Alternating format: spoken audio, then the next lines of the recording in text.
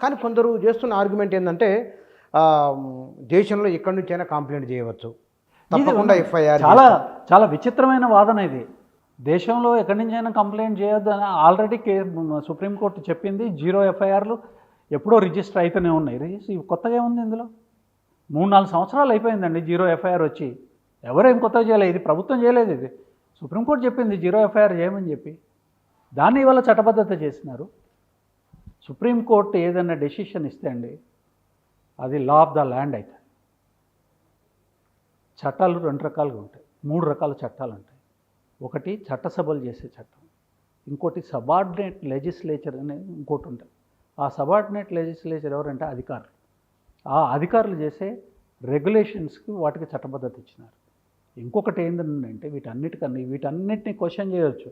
కానీ సుప్రీంకోర్టు ఏదైనా ఒక డెసిషన్ ఇస్తే, ఏ ఒక్క విషయం మీద ఒక జడ్జిమెంట్ వస్తే అది లా ఆఫ్ ద ల్యాండ్, మొత్తము దేశం మొత్తానికి అది లా. ఉన్న చట్టాన్ని మళ్ళీ మీరు దాంట్లో ఇందులో పెట్టేసేసి మేమేమో కొత్త చేసినామని ఆర్గ్యుమెంట్ చెప్తే దానివల్ల కరెక్ట్ కాదండి అది.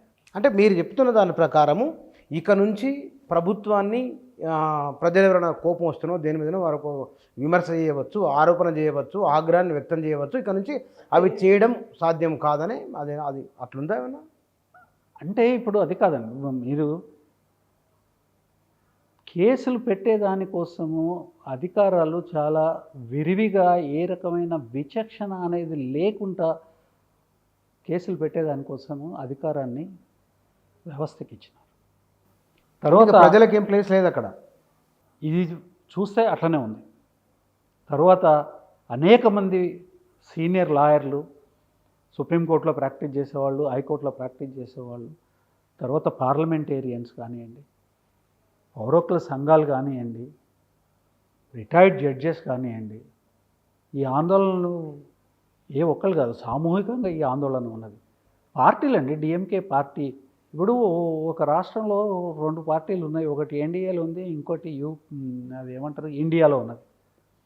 ఇండియాలో ఉన్న పార్టీ వ్యతిరేకిస్తుంది దీన్ని, తర్వాత ఎన్డీఏలో ఉన్న పార్టీ కూడా వ్యతిరేకిస్తుంది.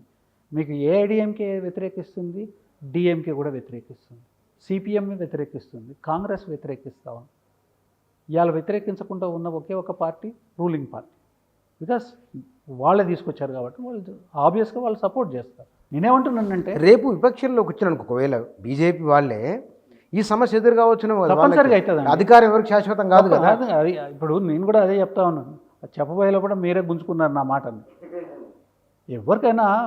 ఎవరైనా అధికారంలో వాళ్ళు ప్రతిపక్షంలోకి వెళ్ళచ్చు. ఇది political thought process, political advantage కోసం చేయాల్సింది కాదు.